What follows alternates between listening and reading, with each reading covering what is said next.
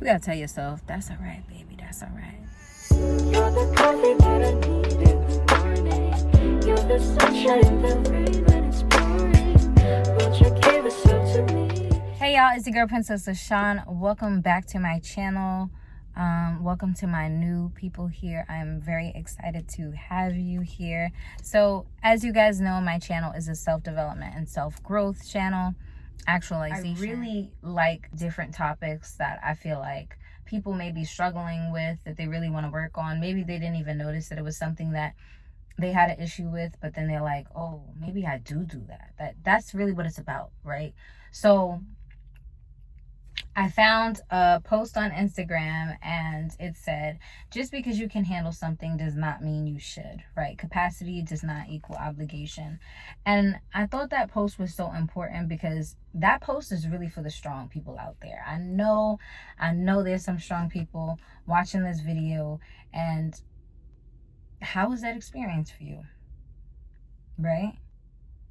What are the challenges that you feel like come with this role of being a strong person? Because all strong people still eventually reach a breaking point, and that's really why I feel like this topic is important and why people have to kind of work on improving themselves in any way that they possibly can. So the first thing that I'm going to do is I'm going to give you guys the definition of each word to give you a better understanding, right? So capacity is the ability or potential to perform a task, fulfill a responsibility, or achieve a goal. While obligation is commitment, duty, or responsibility that must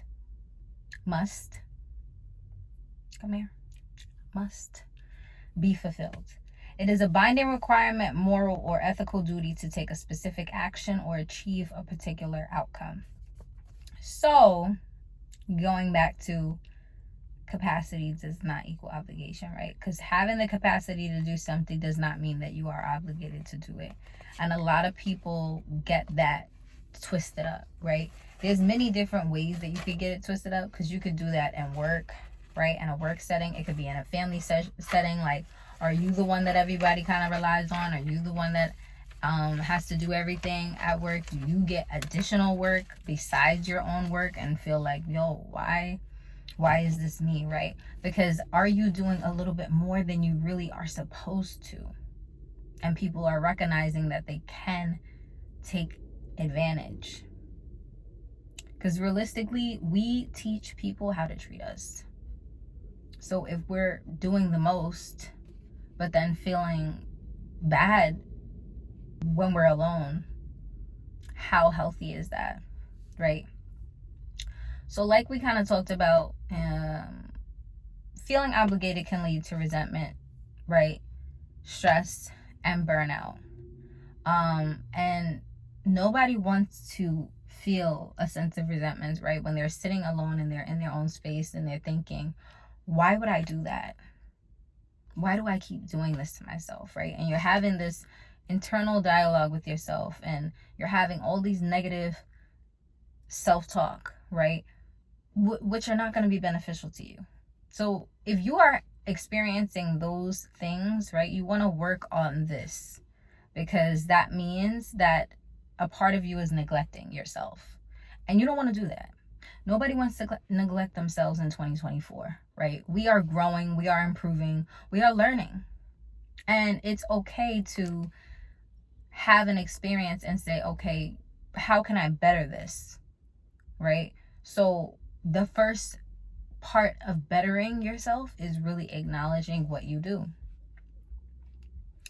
When you feel forced by yourself, you'll feel a lack of autonomy, right? You'll feel trapped, like you're stripped of your freedom.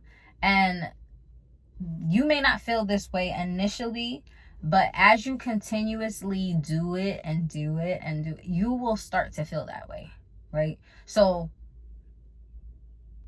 even you're gonna have moments, right? There's sometimes where you'll be like, I can do it, I can handle it, right? And then there's sometimes where you will blow up, you will explode. And realistically, people will be asking, what is wrong with you? Because you made a decision, like I said before, to neglect yourself in some kind of way. And it's a personal thing. It's a personal experience. And now everybody's looking at you like, what's wrong? Like, why are you acting this way? Why are you having a breakdown? You're having a breakdown because you did too much. And you weren't acknowledging yourself while you were having these experiences, while you were talking to yourself negatively. So I'm going to give y'all some things to do, right? This is some things to kind of help you out. We touched on it a little bit, but we're going to make them clear. So you want to recognize your choices. Like I said, you have the sense of autonomy. You carry that, right? Acknowledge your power in all the decisions that you are making. Right? Set boundaries. It's okay to say no, guys. I know that this is something that is redundant, right? I'm sure you've heard plenty of videos about this, but it's okay to say no. And not feel guilty. Like, you may feel guilty in the beginning, but you have to get comfortable. I'm not talking to the selfish people.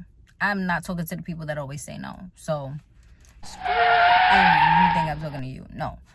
I'm not talking to selfish people. I am talking to the people that constantly say yes, yes, yes, yes, yes. That is not healthy to you or to the other people. Because like I said before, they are learning how to treat you. So if you really feel like you can't do it, say no. It's okay. Communicate assertively. That goes along with being able to also say no. Like I said, you don't have to feel guilty. Communicating assertively just means that you are being very clear and intentional about your conversation. So if somebody is being rude or nasty or whatever, you want to clearly tell them how to treat you. Period. So then prioritize your values. Like I said, your values are going to help you make your decisions. What is really important to you in your life, right? Those are going to help guide you. And then finally, practice mindfulness. You want to stay present because being present helps you to identify if you are doing the right thing. Am I making the right choice? Right? How do I feel in this moment? Is there anything that I can do to make myself feel better? Like I said, do I not feel like doing this thing that I'm saying that I'm okay with doing? Because if I'm not, then maybe I should work on that, right? So you want to just ask yourself a whole bunch of questions. Really become like your own therapist, because that's really what it is. When you become reflective, you become like your own therapist, and that's the beauty of it all, because you are able to really identify what makes you tick. A lot of people don't know themselves, even at this grown age. You would think they do, but no. People don't. Some people never do. So do you want to be that person that doesn't know yourself? Or do you want to be that person that is harming yourself? Think about it. Make sure to give this video a thumbs up, guys. Subscribe to my channel so you know when I post my next video. And comment down below what you think. Do you feel like capacity equals obligation? Is that you? Am I speaking to you? And how do you feel like you're going to help yourself? I'll catch you guys in my next video.